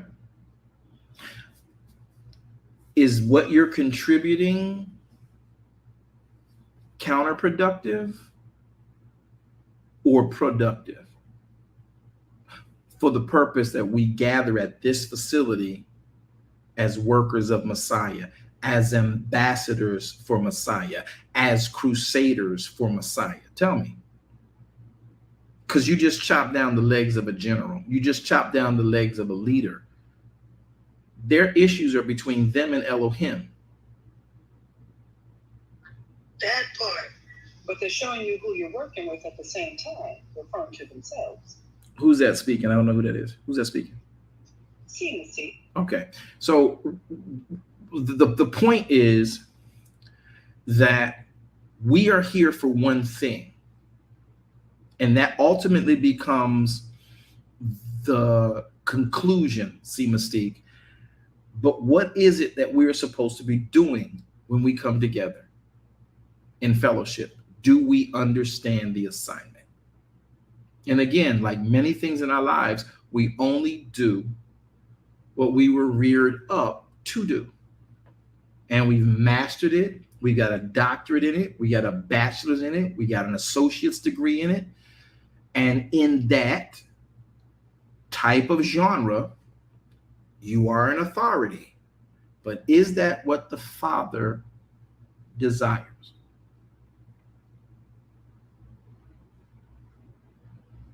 No. And then we wonder how so many people got hurt, damaged, bothered, because we're trying to be friends. Same thing is true within your fellowship when you have people who are, and then you have some who are in the fellowship and they're working for the fellowship. And then suddenly, because of their own issues, which many people need to be cultivated and nurtured in, they may not want to be friends, but they may also step on feet, step on toes, overstep boundaries.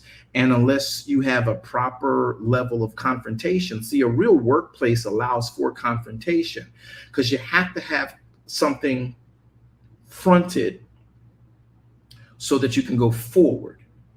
And when you have proper confrontation, you can say, hey, listen, again, biblically, if a friend, notice it said a brother, not a friend. It's if a brother offends you, what do you do to that brother? Anybody know what you do to that brother? Come off mic, give me your name and I'll give you an answer. If your brother offends you, what do? Take that down and put that information in the back channel to that person, please. I appreciate you putting that up there. I saw what you put up here, but take that down and get it to him in the back channel. Go through VWJ Ministries and get it to him in the back channel. I don't want that up there on the platform like that. But I do what you're doing. I thank you for it. Roundtree, go.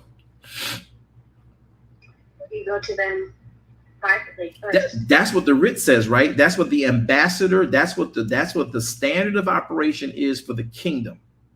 If your brother is overtaken in a fault, you who are spiritual, go to your brother, not your friend. Go to your brother privately. So when your brother offends you, you got to go to them. If you go to them and then you can't get headway with them because they're like, well, I don't think I offended you. I don't think you should be offended by what I did. That's on you. Maybe one person is more clinical. Maybe one person is more laboratory oriented. Maybe one person is more, laboratory. They work more in a lab. They're like, well, this is science. This is logic. You shouldn't be offended. There is a way to communicate to your brother. There is a way to communicate to another brother getting a job done. And if they're not doing it the way you who on the team, not the leader of the team, just on the team, think it should be done, you need to communicate that when you say, hey, I realize it feels like you're pushing back. I don't do feelings, but just based on this, what do we need to do to really meld this the right way? You have to actually begin to know how to talk to somebody. You have to know how to communicate, not just talk to somebody, communicate. And communication is not just in talking. Communication is in engaging. If I come to you and I've got the bolts and you got the screws and I throw the screws at you, I'm communicating that I think I'm something here. You better catch them. I'm throwing them. Your job, catch the daggone bolts, catch the screws. Matter of fact, make the screws drop on the bolts when I throw the screws at you. Like, what? Who made you boss? What made you think, well, if you ain't good at your, no, we work together. We are workers. Everybody say together. Together. It never said you are friends together. It says you are workers together.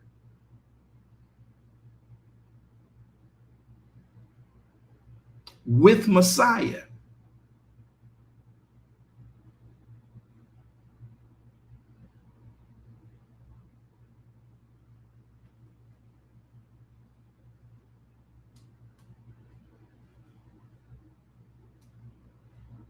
So once you understand that as a worker, if it's not got anything to do with the kingdom, we really don't have anything else to discuss, because our purpose here is to propagate the kingdom. If we propagate the kingdom so well together that we like hanging out with each other, that's a different ball game. We're trying to make friends first and then do work, and not realize that the person we're trying to friend is not an equal, evenly yoked person to work with. Let me say it again. I don't think y'all caught it. We are trying to make friends with people because they're in the organization. Maybe because they got a little clout, maybe because the pastor likes them, maybe because the deacon likes them, the bishop likes them. And we try to be friends with people so we can get clout chasing. We're trying to be friends with people and trying to say, oh, well, yeah, that child, let's go do something. What you want to do? Let's go do it. And then you go and do that, and you realize this person you befriended is lazy as all get out.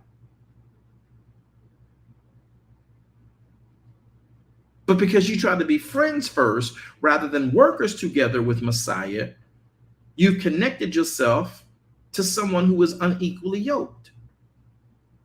You don't have the same ethic. You don't have the same drive. Two can't walk together except they be agreed. And you need something to agree upon first before you determine whether you want to walk with them. They've got to have proven themselves, and you need to have proven yourself. I'm talking better than y'all saying amen. That's good. That's good. And so now once you've made a friend, you've said, oh, that's my friend. Oh, that's my friend. That's my friend. Let's get my friend to go. And now we come to a project that is based on the kingdom, and we're trying to get it accomplished. And this person does not hold their weight. And they keep giving you excuses, and they keep giving you sob stories after sob story. We both know how important it is to get this done. We both said we're going to get it done. We both put our word out here to get it done. And this person just consistently, time and time again, does not come up with it. But you bragged about this being your friend. Now, a year later, after you've experienced this person for 8 months, just slothful, lackadaisical, you now realize they're unequally yoked. I don't know how I got hooked up with them. Oh, they were connected to such and so, and I was around such and so. So we was trying to make sure our group was solid, and I was trying to be a friend because it was just the right thing to do. And now I realize I got this assignment with this person, and I wish I never did it. Y'all not gonna talk to me. Y'all not gonna tell me y'all had. That's my testimony. I'm just telling y'all. And then you've made this announcement all this time. That's my friend. That's my friend. Oh, we friends. Oh, I know them. Oh, they with me. And now you behind your back, like they get on my daggone nerve. I wish I never got this job, this assignment. No, they good over there. We go out and dance all night, but they get on my nerve. I can't work with them. You work with them. I don't want to work with them. You go work with them. See if they'll work with you. You know what? And then they come with you another project and another assignment, and you know you're gonna end up doing all the work. You're like, yeah, no, go with somebody else. Is that your friend? No, it's not your friend.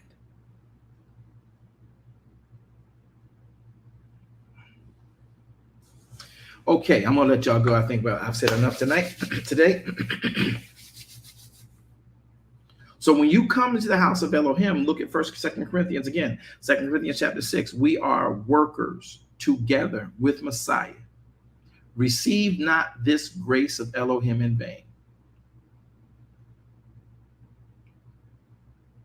But in all things, approving ourselves as the ministers of Elohim, you got to do it in much patience, in affliction, in necessity, in distress, in stripes, in imprisonment, in tumults, in labors, in watchings, in fastings. But you got to do it by pureness. You got to do it by his knowledge. You got to do it by long suffering. You got to do it by his kindness. You got to do it by Ruach HaKodesh, by the unfeigned love of Yahweh or Elohim. You got to do it by the word of Elohim, by the power of Elohim, by the armor of righteousness on the right hand and on the left. You got to do it by honor and by dishonor. You got to do it by evil report and by good report. You got to just suffer through as a deceiver and yet true. as known and yet unknown, as dying, as beheld, and behold, we live, as chastened and not killed, as sorrowful yet away, always rejoicing, as poor yet making rich, as having nothing, as possessing all things. O ye Corinthians, watch this. This is where I want to take you. O Corinthians, our mouth is open unto you.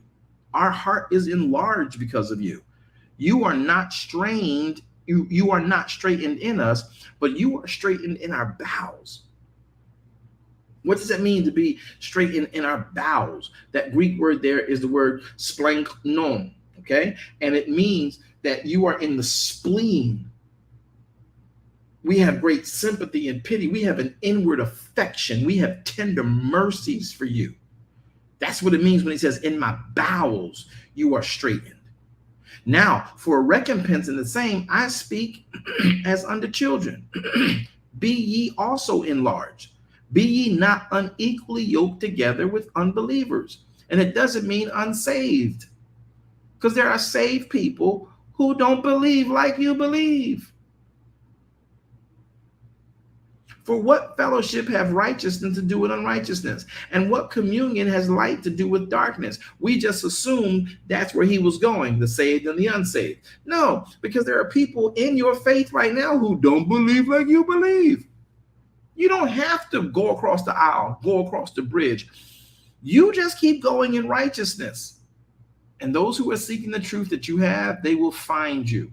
It ain't your job to go out and, market bullhorn and ride around with a bullhorn strapped to your car, talking about Jesus, Jesus, Jesus, or like I'm seeing done within these church organizations. You got one group in purple and gold standing in front of another church that's blue and white.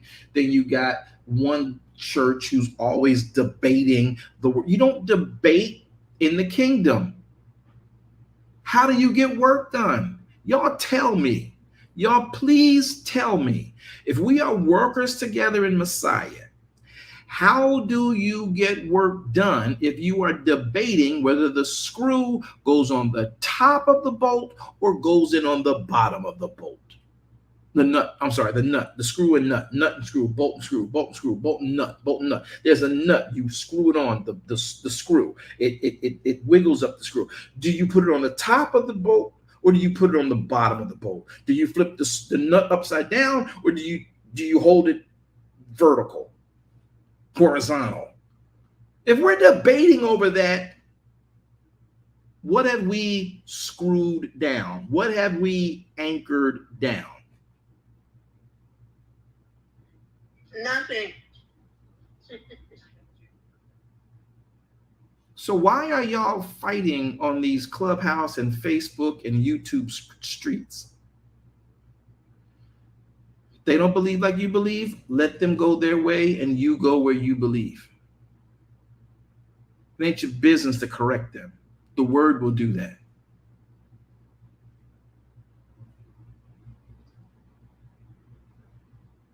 We're supposed to be fellows in a ship. If they think their ship is better, let them go to their ship. What? That's not unity, Apostle. Yeah, that's me and you not wasting time with someone who is just hell-bent on not understanding what you're going for. Because they just don't want to hear different than what they actually went to master, which you may be able to prove doesn't line up with the writ. If it's ever brought to you, you can say, well, here is how we learned the engineer's plan, the architectural drawing. Here's the architectural drawing. Well, that's old. Okay. Does it work? Yeah, but that's old. Oh, okay. This is new technology. Oh, okay. You know, I'm gonna stick with the old. You do you. Okay, that's cool. I know I'm with you. I'm with you. See, to me, that's building your house on sand and building your house on a rock. Because when the wind blows, that rock, that's gonna stand. The sand gonna go everywhere. If the sand is blowing because of the wind, and you have no foundation for your dwelling place. I'm going to stick on that rock that's higher than I. I'm going to stick on that rock that hides me in the cleft of his care. That's what I'm going to do. All right. I think I've said too much. Y'all got too quiet. I think I've held y'all too long. All right. It's been a joy chatting with you guys. Anybody want to take a 30-second shot and say what you've learned or did not learn today? Do you understand the assignment? Fellowship.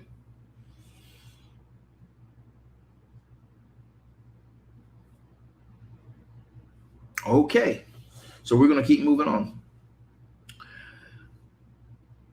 Father, we thank you for your word today. Thank you for the ability to understand that man shall not live by bread alone, but by every word that proceeds out of the mouth of you, Yahweh, our Elohim. We're asking you right now, by your power, by your strength, by your spirit, by your joy, by your understanding of all things, help us to see you in a greater and more prolific way.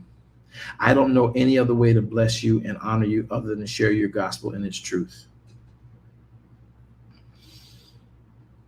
Help now, I pray you, us to understand what your word says. In the mighty name of Yeshua HaMashiach, we say and pray. Amen. Listen, y'all, I forgot to share something with you from 1 Corinthians chapter 3, verse 9. Listen. Verse 5 says, 1 Corinthians 3, verse 9, but I'm going to go to verse 5.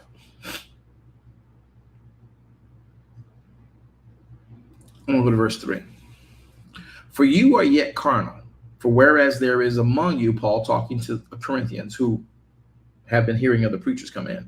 Verse 3 says, for you are yet carnal. For whereas there is among you envying, there's strife, there's division among you. Are you not carnal? Do you not walk as men of uprightness? Verse 4. For while one says, I'm of Paul, another says, I am of Apollos. Are you not carnal? Who then is Paul? And who is Apollos?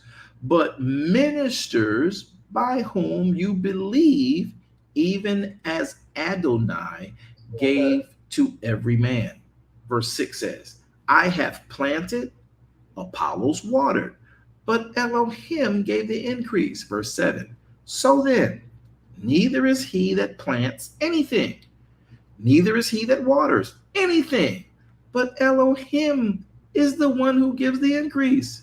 Now he that plants and he that waters are one. Every man shall receive of his own reward according to his own labor.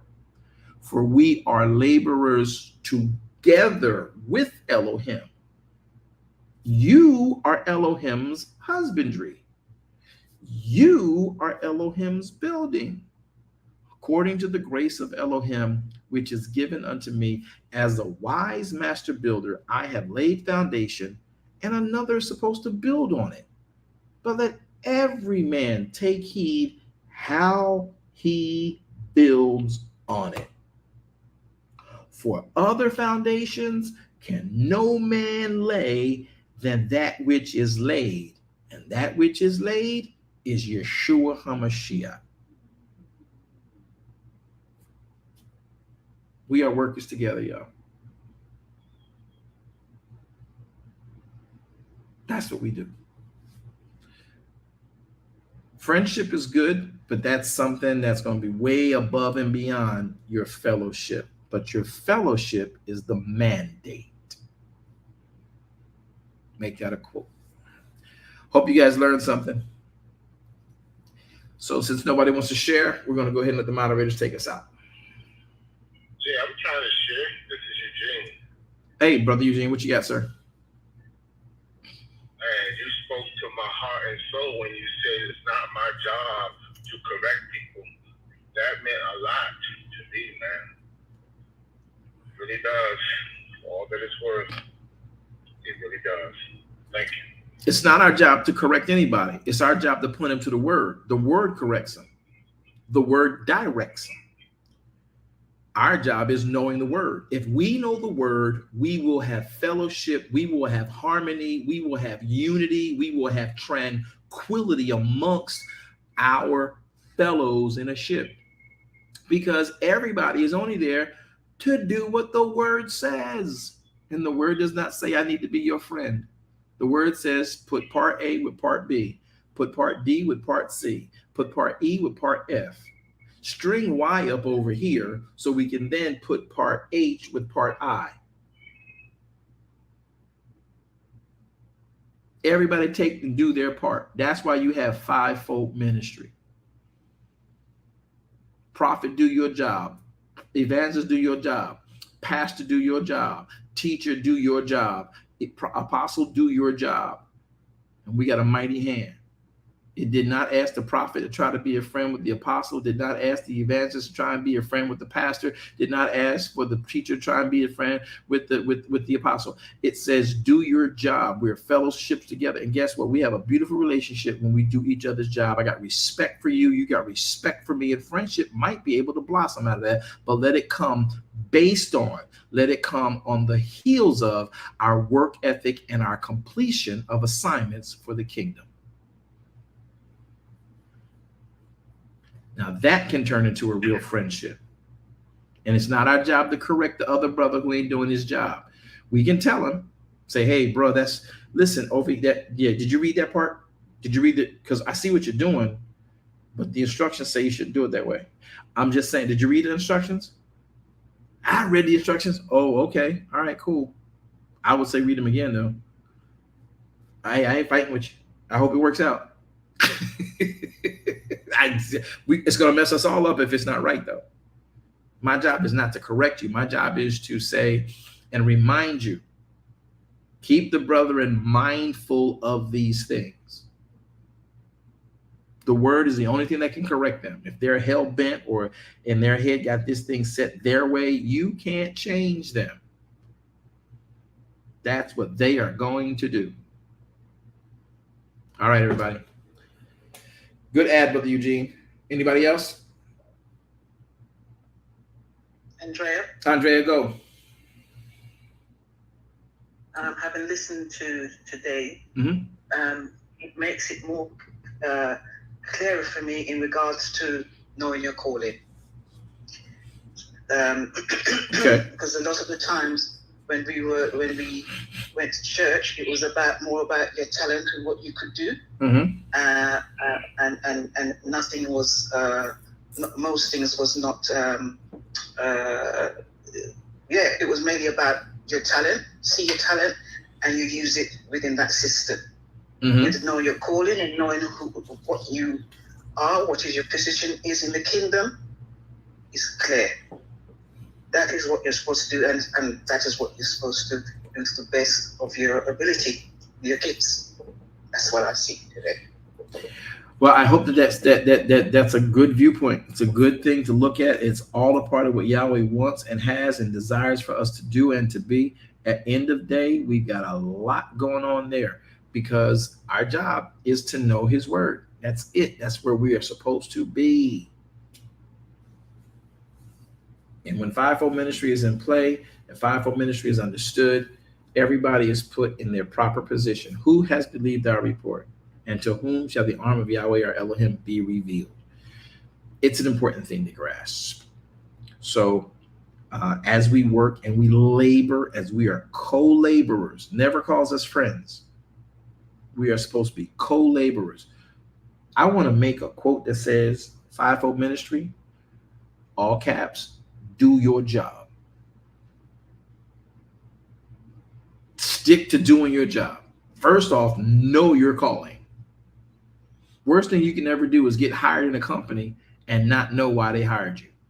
You can know what the company does, but you don't know your function in getting what it does proficiently and prosperously across to the consumer.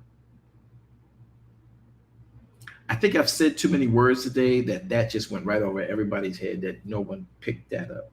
It's one thing to work for a company and know what the company does. It's another thing to get hired for that company, knowing what they do, but not knowing your part in that function. And that's what you got right now in Christianity. Wow. We know the product, but nobody knows what they're supposed to do. And it's real simple to know because no one's reading the handbook. Fivefold ministry, do your job. First off, you got to know your job, because all we're supposed to be is co-laborers in this gospel.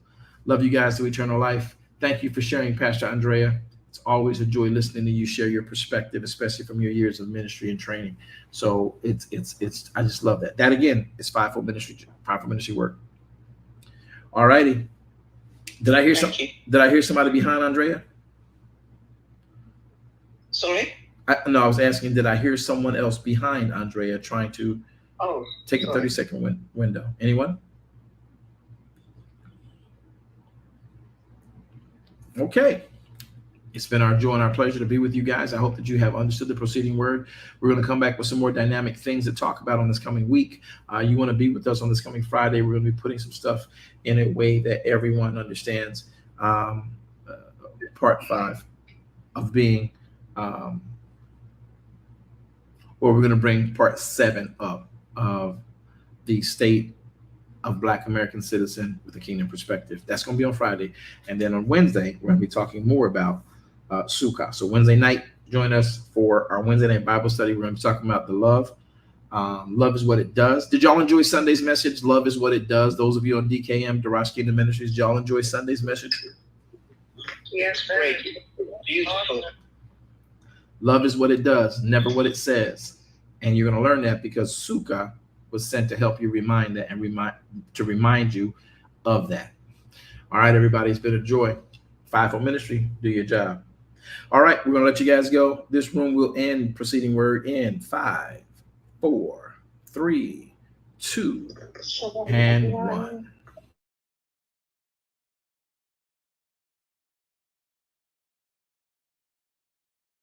Thank you for tuning in today. I hope that this message has been a blessing to your very life and your soul, and more importantly, your walk with the King. Well, we have come to the end. I hope that you would consider becoming either a partner with us in ministry, or if you're not already a kingdom citizen, consider becoming one. By doing that, you can sow into this ministry so that we are able to continue to teach this type of ministry at a grand scale.